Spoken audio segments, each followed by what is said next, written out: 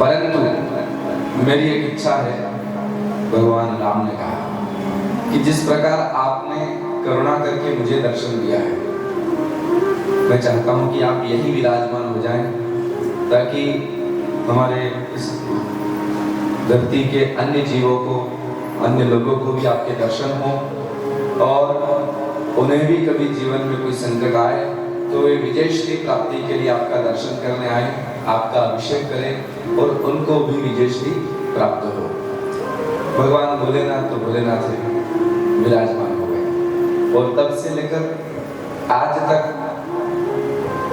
पूरी दुनिया के लोग आते हैं, केवल तमिलनाडु के नहीं, केवल भारत के नहीं, विश्व भर के लोग आते हैं। दूसरे दिन की कथा में पाटिल सर, बटू भाई, हम कहीं आ रहे थे तो वो विदेशी लोग थे कि नहीं बैठे हुए, स्पेन के लोग, दो महिलाएं थी, एक भारतीय बहन उनकी कोई गाइड कर रही थी, तो बोले ना हम स्पेन से हैं, भगवान के दर्शन करने आए हैं। तो कहने का अभिप्राय पूरा विश्व यहाँ आता है, पूरे विश्व के लोग यहाँ आते हैं कि भगवान, अब सब लोग महिमा जानते हो या नहीं जानते हो खबर नहीं, लेकिन कुछ तो जानते ही होंगे कि भगवान महादेव का दर्शन करने से विजय श्री मिलती है। और हम लोगों का सौभाग्य इतना अच्छा है कि हम भगवान महादेव के दर्शन तो कर ही रहे हैं, साथ में कल हम सभी ने शिवलिंग बना करके, जैसे भगवान श्री राम ने अभिषेक किया था बालू का शिवलिंग बना करके, ऐसा ही प्रातःकालीन बेला में हम लोगों ने समुद्र नारायण की साक्षी में, सूर्य नारायण की साक्षी में बालू का शिवलिंग बना करके एक संक्षिप्त अभिषेक किया। विजय श्री मिले दूर की बात, लेकिन मन शांति ऐसी मिली कि मन को लगा कि हाँ, ये है जीवन, ये है भक्ति, ये है उपासना। ऐसा होता है धाम का वास, धाम वास का ये फल है कि भगवान महादेव का अभिषेक कर रहे हैं, बैठे हैं, दूध दही पंचामृत चढ़ा रहे हैं, बेलपत्र धतूरे का फूल चढ़ा रहे हैं, आवाहन स्थापन कर रहे हैं, न्यास कर रहे हैं, अभिषेक कर रहे हैं, वापस विसर्जन कर रहे हैं, समुद्र नारायण का प्रक्षालन कर रहे हैं। ये सारी चीजें हमने कल अनुभव की। घर में भगवान रामेश्वर से प्रार्थना करता हूँ, हम सभी के जीवन में अगर कहीं असफलता हो तो वे हमें सफल बनाए, विजय श्री प्राप्त हो। और दूसरा सौभाग्य आज प्राप्त हुआ। आज प्रातः काल ब्रह्म मुहूर्त में 3 बजे से ही सीटी बजने लगी। श्री राम जय राम, जय जय राम, श्री राम जय राम, जय जय राम। हमने कहा भाई, बाहर मान लो गली के कॉर्नर पर हमारा कमरा होता तो हो सकता था यहाँ के कोई महात्मा जी, उनका नित्य नियम होगा कि 3 बजे ब्रह्म मुहूर्त में प्रभात फेरी निकालते हुए श्री राम जय राम, जय जय राम करते होंगे। तो एक आध बार तो हमने विचार किया कि अंदर शायद सपने में तो नहीं सुनाई दे रहा कि दिन रात श्री राम जय राम, जय जय राम करे, तो हो सकता सपने में भी ऐसी अब ध्वनि निकल जाए। और जब 2-3 बार ये ध्वनि कान में पड़ी तो गौर किया, अरे ये तो हमारे महात्मा जी साथ वाले जिजाबराव पाटिल सर। 3 बजे उठ गए थे सर, तो बोल रहे कि 2 बजे उठ गया था और सारा 3 बजे नहाना, हाँ 3 बजे तो नहा करके और सीटी बजाना चालू, श्री राम जय राम, जय जय राम करके जगाना चालू। मैंने कहा जय हो हनुमान जी की। हनुमान जी महाराज का भी यही काम है, सोते हुए को जगाना। लंका में गए तो विभीषण को जगा दिया, उठो, तो विभीषण उठ गया। और यहाँ आए तो हम ये न खेल ये लंका है और न हम लंका के वासी हैं, परंतु आपने जो काम किया ना सर, वो हनुमान जी वाला काम है, सोतों को जगाना। श्री राम जय राम, श्री राम जय राम। और उसके बाद स्फटिक शिवलिंग के दर्शन, क्या कहते हैं दर्शन। मैं तो दूर से देख रहा, मुझे ऐसा लगा कि वो पर्दे में जो कुछ दिख रहा है वो शिवलिंग होगा। बहुत करीब जब गए तब पता चला कि वो तो पीछे पर्दा है। असली स्फटिक शिवलिंग तो दीपक के बीच में, वो माला के पास में वहां लगा है।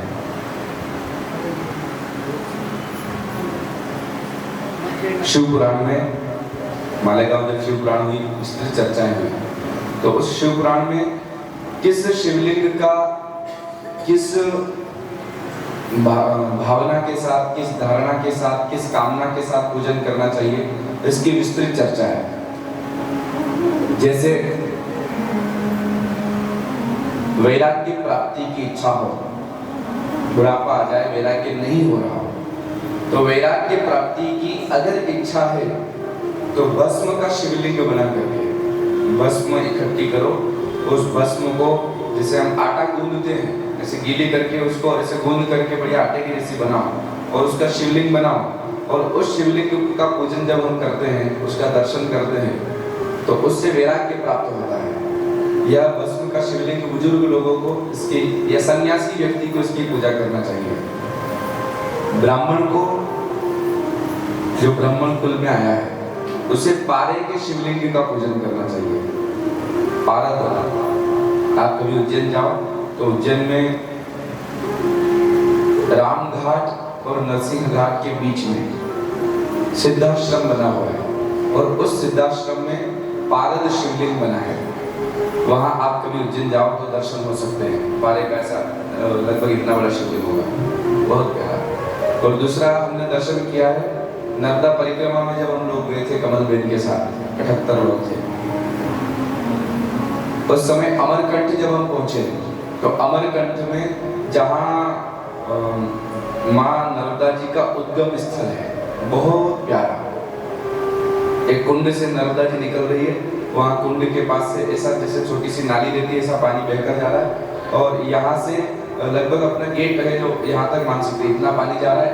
उसके बाद वो जमीन में उतरता है पानी, और फिर आगे जाकर एक कपिल सहस्त्र धारा है, कुछ सहस्त्र धारा के वहां जाकर एकदम फव्वारा फूटता है पानी का, बड़ा प्यारा नजारा देखने का। उस स्थान पर वो जब दर्शन करने जाते हैं सहस्त्र धारा के, तो कुंड से और सहस्त्र धारा के बीच में जाने का जो मार्ग है, क्योंकि वहां झाड़ी बड़ी जबरदस्त झाड़ी है, सीधे तो जा नहीं सकते, तो ऐसा घूम कर जाना पड़ता है।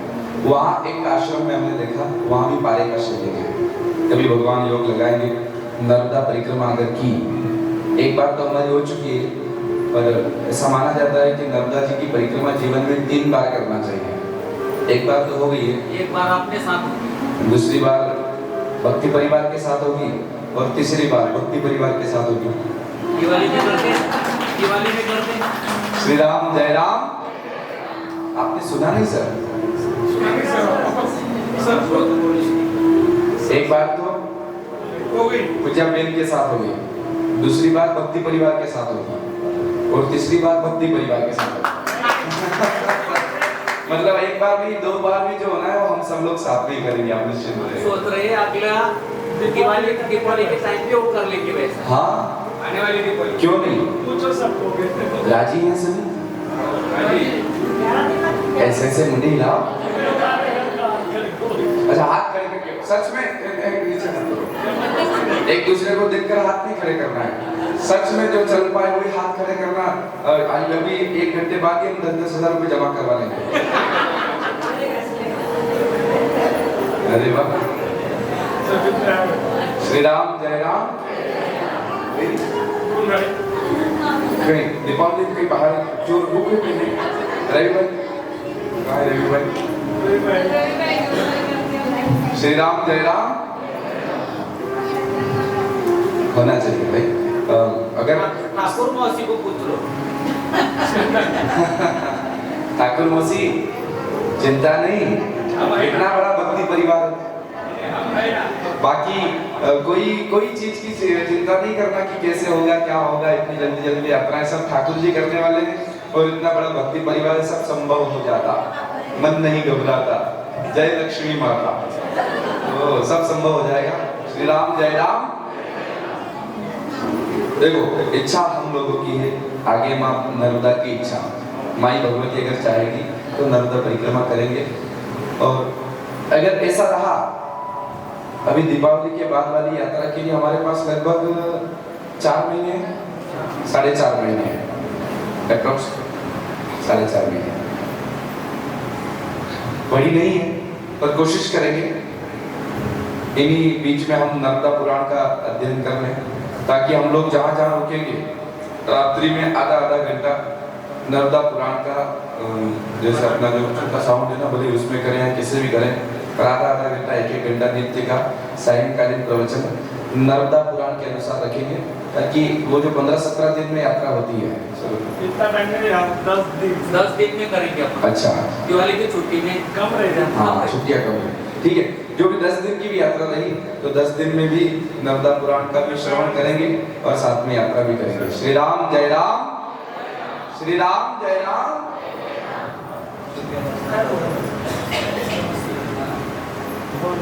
तो सरकार धामवास मिला है, ये भगवान रामेश्वर की कृपा से संभव हुआ है। हम लोग आए हैं और भक्ति परिवार के साथ यात्रा कर रहे हैं।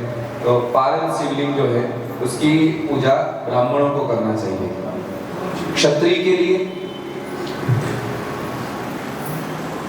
शिव पुराण में जिस समय शिवलिंग की किसको पूजा करना चाहिए, किस वर्ण को किस शिवलिंग की पूजा करना चाहिए, ये जब वर्णन आया तो क्षत्रिय के लिए कहा कि क्षत्रिय को नर्मदेश्वर या फिर स्फटिक शिवलिंग की पूजा करना चाहिए।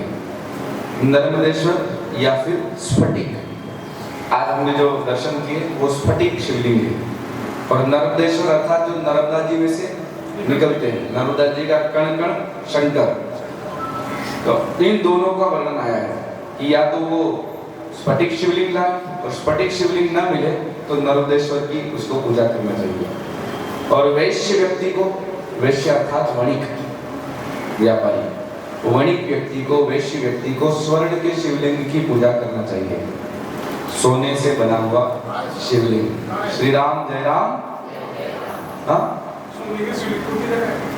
सोने का शिवलिंग हमने तो नहीं देखा है, पर वैश्य लोगों के घरों में होता है। हमने एक घर में देखा है, यूं स्थापित नहीं देखा, पर एक हमारे यजमान है उनके घर में देखा है, राजस्थान के, राजस्थान में कोटा निवासी है, उनके घर में वो वणिक है, उनके घर में सच में उन्होंने इतना बड़ा सोने का शिवलिंग बना रखा।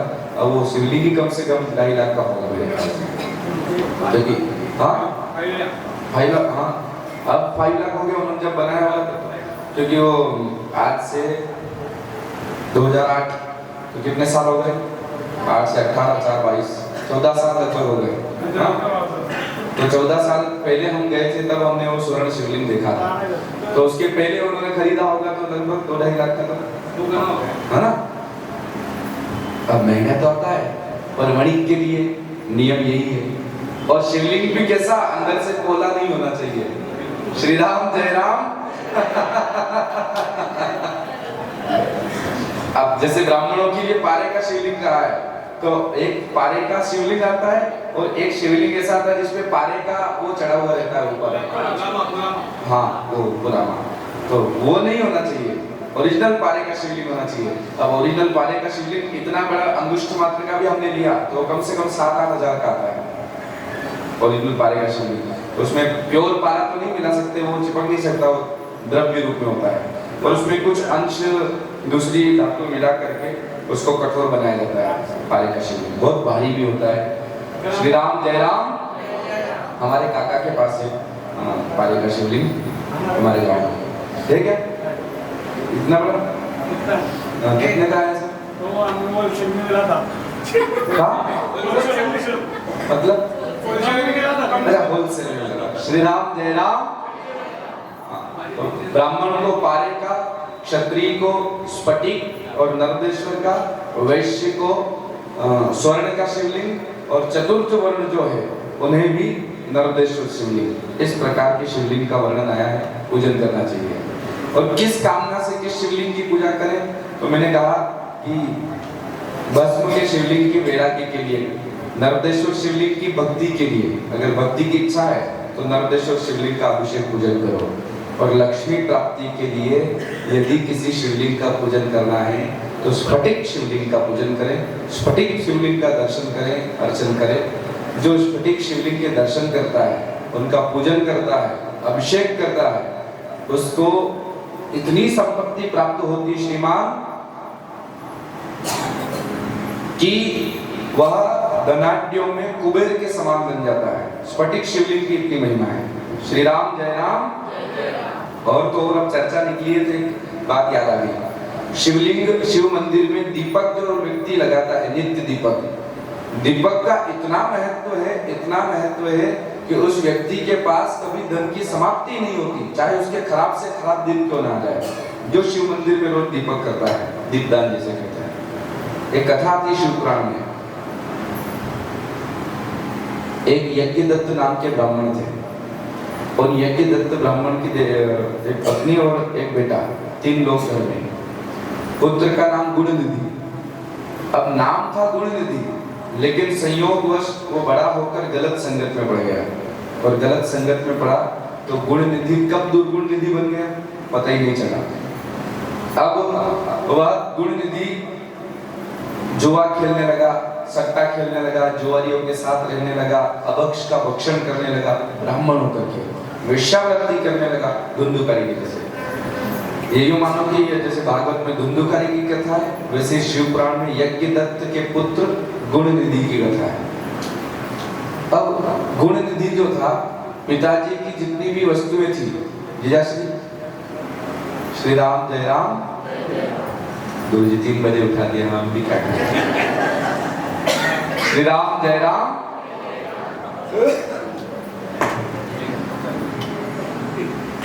ये बंद।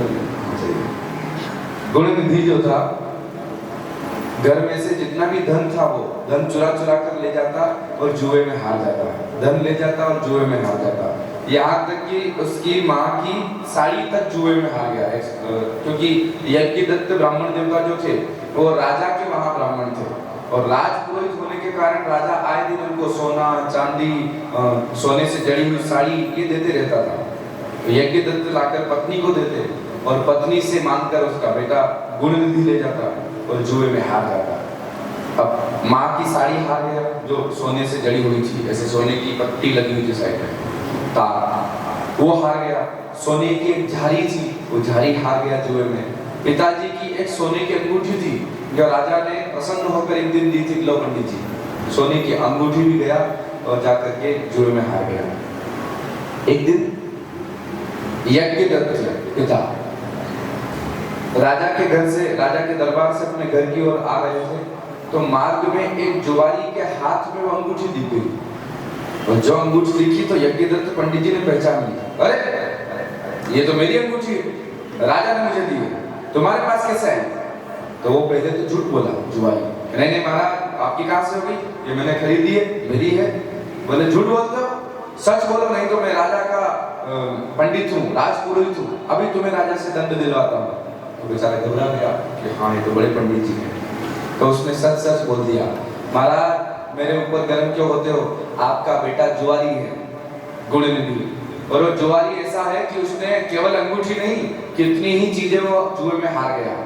और यकीन ना हो तो घर जाकर पूछना कि आपकी पत्नी की वो सोने की जड़ी हुई साड़ी कहाँ है, वो सोने की झाड़ी कहाँ है, और सोने के जो बर्तन थे ठाकुर जी वाले पूजन पाठ के, वो बर्तन कहाँ है। ये अंगूठी नहीं, बहुत सारी वस्तुएं हार गया है।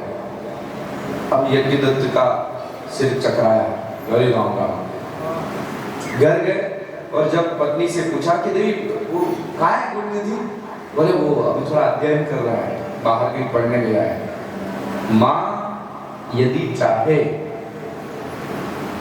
तो पुत्र को गुणवान बना सकती है, और माँ अगर पुत्र के दोष छिपाती रहे तो एक दिन ऐसा आता है कि उस माँ को ही पछताना पड़ता है। इसलिए अपनी संतान के दुर्गुण हो तो माँ को कभी भी उसके घर वाले, उसके पति से छिपाना नहीं चाहिए, अपने पति को बता देना चाहिए कि आपका बेटा ऐसा हो गया है, इसमें ये दुर्गुण आ गया है, कभी नहीं छिपाना।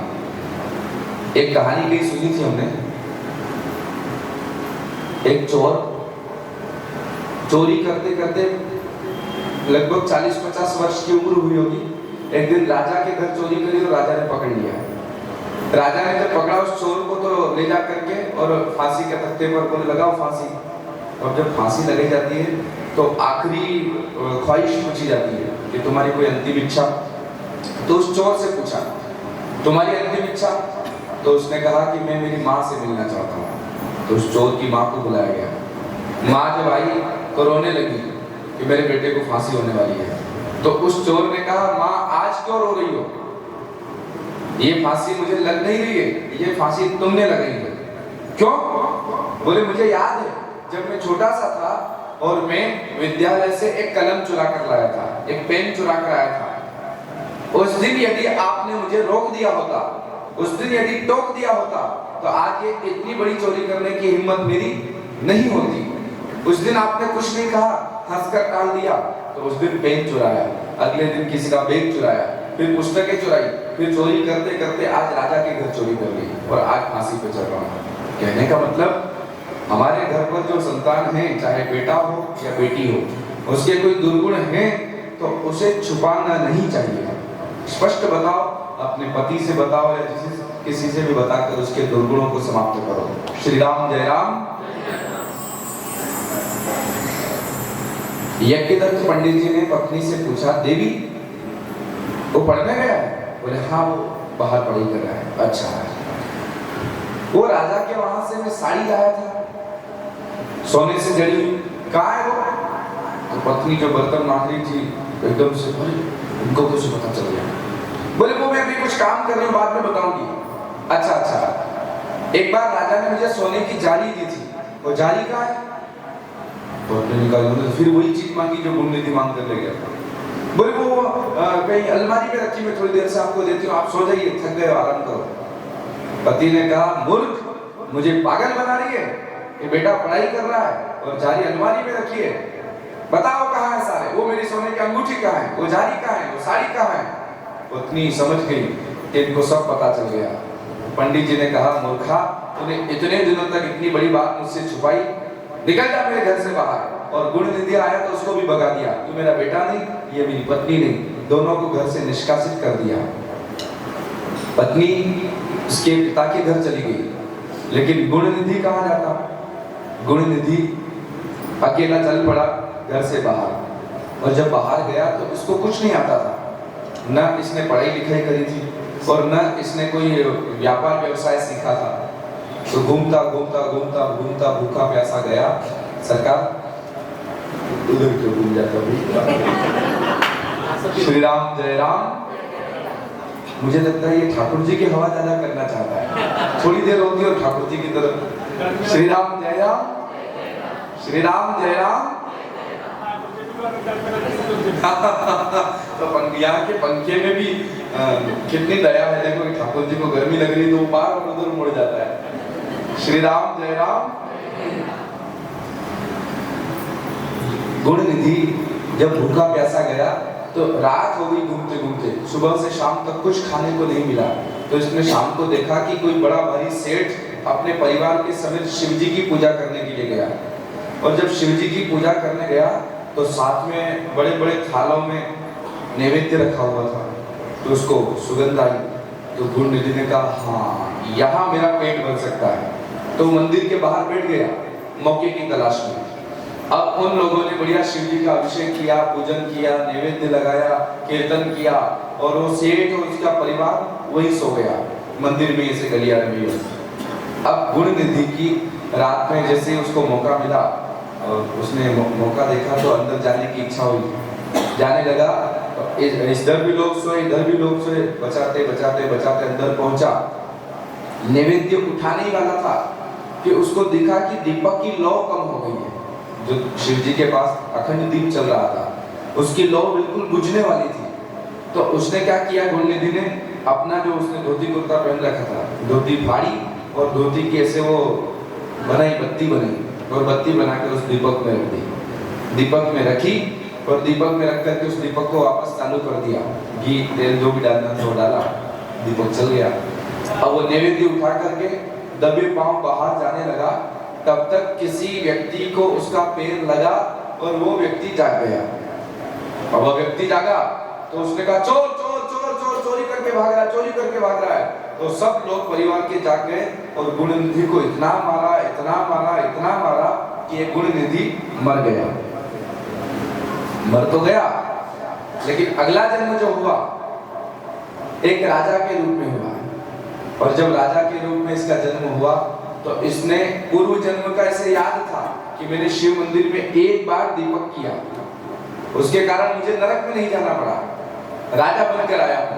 तो इस बार इसने पूरे राज्य में इसकी घोषणा करवा दी, कि हर व्यक्ति शिव मंदिर में जाएगा और शिव जी को दीपक लगाएगा, और जिस व्यक्ति ने शिव मंदिर में दीपक नहीं लगाया उसको मृत्युदंड दे दिया जाएगा।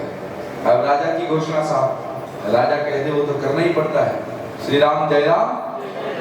तो सब लोग शिव मंदिर में जाने लगे, शिव मंदिर में दीपक लगाने लगे।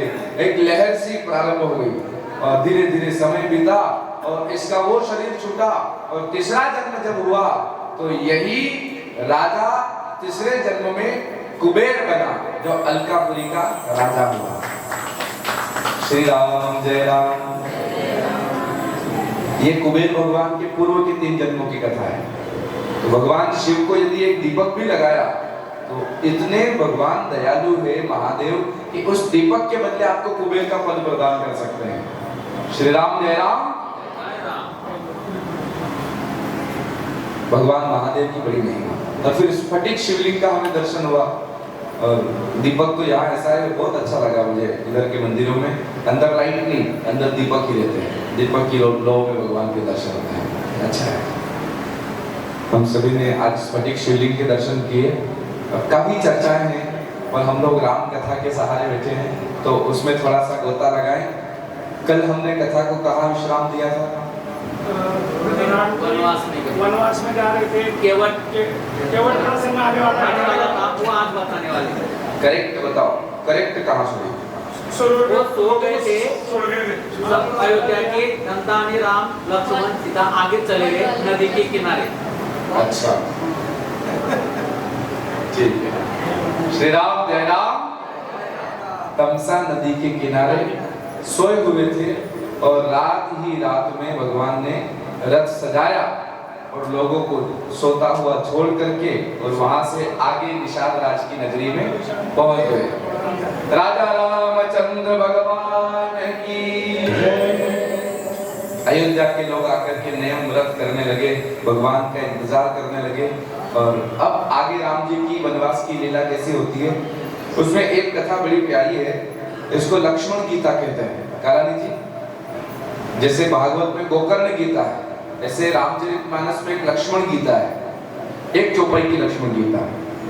लक्ष्मण जी ने एक ही चौपाई में इतना बड़ा सार कह दिया कि वो रामचरितमानस में बाकी कहीं नहीं मिलेगा।